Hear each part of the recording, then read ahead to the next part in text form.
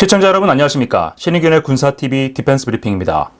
일요일 오전에 전해드리는 디펜스 브리핑은 우리나라와 직접 관련된 소식 하나, 그리고 우크라이나 전쟁과 관련된 소식, 이렇게 두 가지를 가져왔습니다. 우리나라와 관련이 있는 뉴스는 현재 우리나라가 FA-50 전투기 대량 수출, 경우에 따라서는 현지 면허 생산까지 논의를 하고 있는 이집트가 이 FA-50 전투기 도입을 엎어버릴 수도 있다. 이러한 관측과 관련된 움직임이 하나 포착이 됐다는 소식이 하나 들어왔습니다. 두 번째 메인 뉴스는 지금 현재 러시아군에 맞서서 정말 힘겨운 싸움을 하고 있는 우크라이나군에게 굉장히 좋은 소식입니다. 먼저 이집트 소식부터 듣고 가시겠습니다. 미국제 무기를 대량으로 사용 중이지만 중국, 러시아와도 상당한 수준의 군사적 협력을 하고 있는 이집트가 중국과 장거리 공대공 미사일 구매 협상을 진행 중이라는 소식입니다.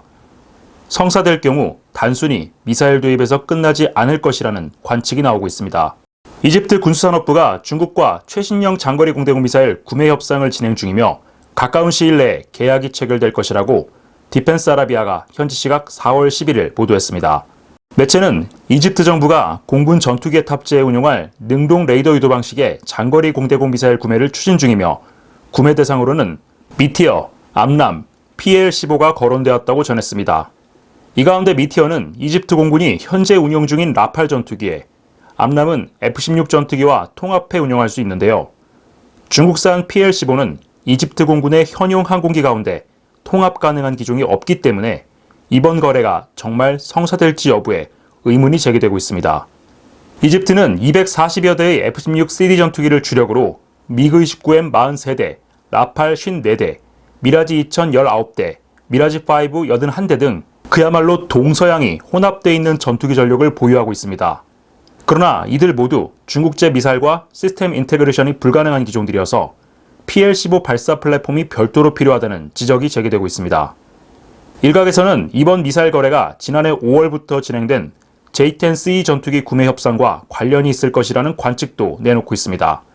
이집트는 지난해 중국 측과 J-10C 전투기 최소 12대를 도입하는 방안을 협의해왔는데요. 이집트가 PL-15 미사일을 실제로 도입할 경우 이를 운용하기 위한 플랫폼으로 J-10Ce가 상당수 도입될 가능성도 배제할 수 없습니다. 이집트가 J-10Ce와 PL-15를 도입할 경우 인접한 이스라엘에 상당한 안보 위협이 될 것으로 보이는데요.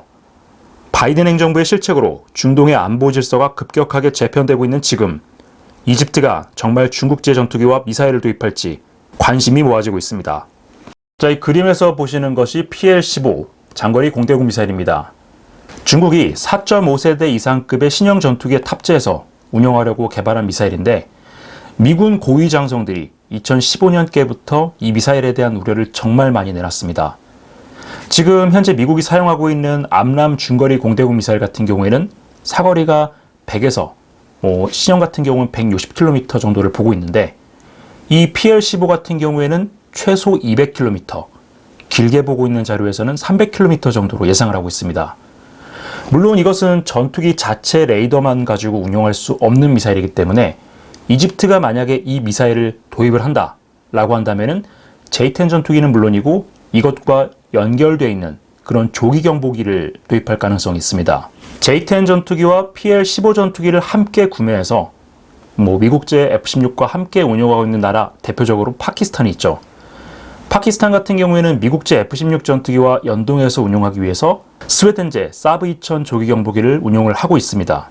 근데 이 사브-2000하고 중국제 전투기하고 연동이 안 되기 때문에 이와 별개로 해서 중국제 조기 경보기를 4대를 도입해서 이 J-10C 그리고 JF-17하고 연동해서 운용을 하고 있습니다. 다시 말해서 이집트가 이 장거리 공대공 미사일을 구매한다는 것은 곧 중국제 전투기와 조기 경보기를 구입할 수 있다라는 시그널인데요.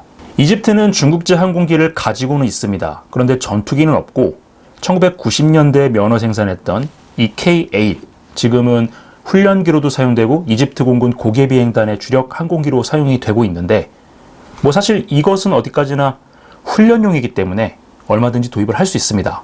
자, 그런데 이집트가 공군력 재편을 추진하면서 이 중국제 고등훈련기를 한국제 T-50, 정확히는 전투공격 임무가 모두 가능한 FA-50 버전으로 도입을 하려고 했었죠.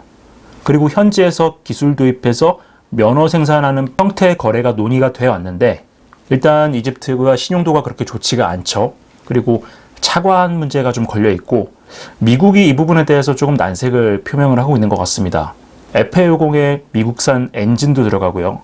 전자장비도 적지 않게 들어가기 때문에 수출 승인 문제가 지금 발목을 잡고 있는 것 같은데, 이런 가운데서 이집트가 중국제 공대공 미사일을 도입한다. 그리고 당연히 이 공대공 미사일은 중국제 전투기와 조기 경보기 이것들과 연동돼서 사용돼야 되기 때문에 이러한 것들까지 패키지로 구매할 가능성이 굉장히 높아집니다. 중국제 전투기, 중국제 조기 경보기, 그리고 중국제 공대공 미사일 이것까지 패키지로 구매할 경우에 이집트 공군의 차기 훈련기, 한국의 F-50이 아니라 중국의 L-15가 될 가능성이 굉장히 높아지고 있다는 겁니다. 자, 그렇다면 이집트가 왜 갑자기 이렇게 입장을 바꿨느냐? 지금 중동 질서가 완전히 재편되고 있죠. 현재 가자 사태 관련해서 이집트는 공식적으로는 이스라엘 편을 계속 들어주고 있는데, 이 영상이 촬영되는 날 시점으로 아직 이스라엘과 이란과의 본격적인 전투는 시작되지 않았습니다. 만약에 전투가 시작되고 상호 난타전이 시작된다면 이것이 제5차 중동전으로 번질 것이라는 관측들 외신에서 굉장히 많이 나오고 있죠. 이 5차 중동전은 기존의 이스라엘과 중동 국가들, 아랍 국가들의 그 싸움이 아니라 문명 충돌의 양상이 될 겁니다. 이스라엘과 미국이라는 서방 세계, 그리고 이란을 중심으로 한 아랍 세계, 이런 문명 충돌 양상이 되면 이집트 입장에서 이집트의 엘시시 대통령이 무슬림 형제단 그리고 하마스하고 관계가 좋지 않다라고 하더라도 주민 절대 다수가 무슬림인 상황에서 서방 세계의 편을 들어주기는 좀 어렵게 되겠죠. 이런 상황 때문에 이집트가 장거리 공대공 미사일 도입을 추진하는 것, 그리고 이와 연결돼서 전투기와 조기 경보기까지 추가로 도입할 가능성이 제기되고 있는 것 역시 이러한 분위기를 반영하는 것으로 보입니다. 우리 F-50 수출이 쉽지 않아 보이는데 우리 관계당국, 이집트에서 진행되고 있는 이 변화에 대해서 지속적인 팔로우업이 필요해 보입니다. 두 번째 소식입니다. 우크라이나에게 굉장히 희망적인 뉴스입니다. 관건은 우크라이나가 이것을 어떻게 받아들이고 얼마나 빨리 전력화해서 전장에 투입할 수 있느냐가 될 것 같은데, 관련 소식 한번 들여다보겠습니다. 미국의 군사 원조 중단과 러시아의 파상 공세 강화로 대단히 힘겨운 싸움을 이어가고 있는 우크라이나에 희망적인 소식이 날아왔습니다. 당초 45대 규모로 합의됐던 우크라이나 전투기 지원 규모가 70여 대에 육박하는 수준으로 증가했고, 올해 중 이 규모의 2배 가까운 수량이 추가될 수 있다는 소식입니다. 미국과 노르웨이가 노르웨이 공군의 현용 F-16 전투기 22대를 우크라이나로 보내기로 합의했으며, 이 가운데 12대는 즉각 운용이 가능한 상태로 조기에 공급될 것이라고 노르웨이 현지 네타비전 뉴스가 현지 시각 4월 12일 보도했습니다. 보도에 따르면 미국은 노르웨이 정부가 제출한 F-16 전투기 22대와 엔진, 스페어 파츠, 훈련 기자재 등을 우크라이나에 보내는 요청안을 최근 승인했습니다. 노르웨이가 공급하려는 F-16 전투기는 현대화 개수가 완료된 F-16AM과 F-16BM 모델입니다. 암람 공대공 미사일은 물론 제이담 유도 폭탄도 운용할 수 있는 최신 버전인데요. 당초 미국 민간 군사기업 드라켄 인터내셔널에 판매될 예정이었지만 우크라이나 공급용으로 전환됐습니다. 미국과 노르웨이의 이번 합의에 따라 우크라이나는 기존에 확보한 물량인 네덜란드 24대, 덴마크 19대, 벨기에 2대 등 45대에 더해 22대를 추가로 확보해 67대의 F-16 전투기를 지원받게 됐습니다. 미국은 이와 별개로 프랑스, 그리스 등과 추가 전투기 물량을 만들어내기 위한 협상도 진행하고 있는데요. 최근 그리스가 중고 매각을 발표한 전투기 가운데 F-16CD 블록 30 버전 32대와 미라지 2005, 24대 등 56대의 전투기가 그 대상으로 거론되고 있습니다. 해당 기체들은 미국과 유럽연합의 자금으로 구매해서 오버홀을 거쳐 우크라이나에 공급하는 방안이 유력하게 거론되고 있는데요. 이들 모두 중거리 공대공 미사일과 유도폭탄은 물론 스칼프 EG 운용 능력도 갖고 있어 우크라이나 공군 전력 증강에 큰 도움이 될 전망입니다. 문제는 급격하게 늘고 있는 전투기 지원 물량에 비해서 우크라이나 현지의 공군기지 인프라와 조종사, 정비 인력이 턱없이 부족하다는 것인데요. 서방 세계와 우크라이나가 이 문제를 어떻게 해결할지 지켜봐야겠습니다. 노르웨이가 공급하기로 한 22대 중에 12대는 현재 운용하고 있는 기체이기 때문에 즉각 투입이 가능하다라는 것이 노르웨이 입장입니다. 이 노르웨이 F-16, 1970년대에 도입된 굉장히 노후 기종이지만 지속적인 업그레이드를 통해서 신형 무장을 운용할 수 있게끔 개량이 됐습니다. 여기 주익을 보시면 윙팁에 암람 공대공 미사일이 달려있고요. 파일런에 제이담 그리고 아이리스-T 공대공 미사일이 장착되어 있는 것을 확인할 수 있습니다. 사실 이 정도만 하더라도 지금 현재 우크라이나 전장에서 운용되고 있는 우크라이나 공군의 미그-29보다는 압도적인 우위의 성능을 가지고 있다라고 평가할 수 있습니다. 굉장히 좋은 소식인데 문제는 지금 서방 세계의 전투기 지원 결정 그리고 전투기 공급 일정이 너무 늦었다는 겁니다. 2022년 개전 초에 우크라이나가 계속 요청했을 때 그때 만약에 전투기 공급 결정이 내려졌었다면 지금쯤 이렇게 우크라이나의 방어선이 급격하게 무너지고 있는 상황은 발생하지 않았을 겁니다. 이 전투기라는 것이 전차나 장갑차, 소총같이 그냥 준다고 해서 사용할 수 있는 것이 아니라 일단 이것을 운용할 수 있는 인프라, 정비시설이라든가 무장 장착시설이라든가 이런 인프라를 먼저 구축을 해야 되고요. 정비요원, 조종사 이런 사람들을 양성하는데도 짧게는 2년, 길게는 4년에서 5년 정도 걸립니다.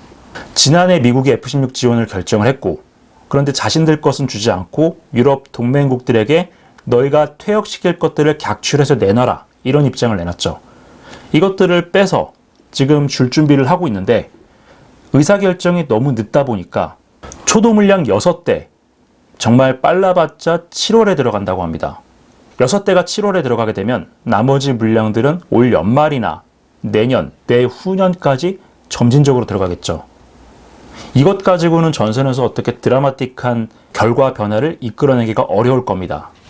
지금 우크라이나 전선에서 가장 큰 문제로 제기되고 있는 건 이 사진에서 보시는 것처럼 러시아 전투기들이 유도폭탄, 특히 활공 유도폭탄을 점점 많이 사용하고 있다는 겁니다. 예전에는 바로 머리 위까지 날아가서 로켓탄으로 한 2km 정도 거리에서 쏘고 이탈하는 그런 전술이 주로 사용됐었는데 우크라이나의 맨페즈라든가 대공포가 워낙 많다 보니까 최근에는 그 맨페즈와 대공포 사거리 밖에서 활공유도폭탄을 떨궈 놓고 곧바로 공격을 이탈하는 그런 전술을 사용하고 있습니다. 그래서 우크라이나 방어 진지가 굉장히 큰 피해를 입고 있고 이것 때문에 최근에 바흐무트라든가 아우디우카 지역의 우크라이나 전황이 굉장히 악화되고 있습니다. 이런 항공 지원을 통해서 방어선을 깨는 것이 효과가 굉장히 크다라고 판단이 되니까 러시아가 이제는 미그-23이나 미그-27을 복원해서 캐스 전용 기체로 사용할 거다 이런 얘기도 지금 나오고 있죠. 일단 노르웨이가 추가로 공급하기로 한 22대 그리고 조기 공급대는 12대 그리고 현재 지금 그리스와 미국이 협의를 하고 있는 F-16CD 전투기 그 다음에 미라지 2000 전투기 이런 것들이 우크라이나에 들어가게 되면 기존의 우크라이나 공군력을 완전히 갈아엎는 기존에는 전부 다 수-27이나 미그-29 중심으로 구축이 돼 있었는데 이것을 완전히 갈아엎는 전력을 구축을 해서 지금의 전황을 바꾸는데 상당히 도움이 되기는 할 겁니다. 문제는 앞서 말씀드렸던 것처럼 시기의 문제인데 며칠 전에 나토 사령관이 언급을 했던 것처럼 지금 우크라이나군이 최전선이 무너지면 그 뒤에 지금 예비대가 없기 때문에 그 뒤로는 말 그대로 하이패스로 뚫리게 될 겁니다.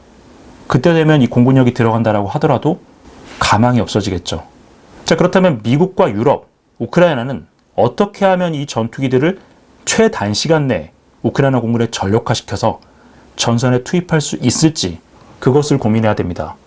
정석대로 가서 우크라이나 공군 요원들을 교육을 해서 그쪽에 넘겨주고 운영하도록 하는 거는 시간이 너무 걸리기 때문에 지금 현재로서 가장 현실적인 대안은 용병을 사는 것 외에는 방법이 없을 것 같습니다. 여기서 말하는 용병들이라는 것은 우리가 일반적으로 영화나 이런 데서 보는 것처럼 그렇게 험악한 사람들이 아니라 대부분 공군에서 퇴역해서 민간 군사기업에서 활동하고 있는 그런 조종사, 정비원 이런 사람들을 말하는 건데 국제법적으로 좀 문제가 있긴 하지만은 이러한 용병들을 전쟁 기간 동안 임시적으로 우크라이나 국적을 부여하고 군인 신분과 계급을 부여를 해서 이 급한 불을 끄는 그러한 아이디어도 좀 고민을 해봐야 할 것 같습니다. 부디 우크라이나가 공급받기로 약속받은 이 전투기들이 올해 안에 조속히 전력화되기를 기대하면서 오늘의 디펜스 브리핑 마치겠습니다. 시청해주셔서 감사합니다.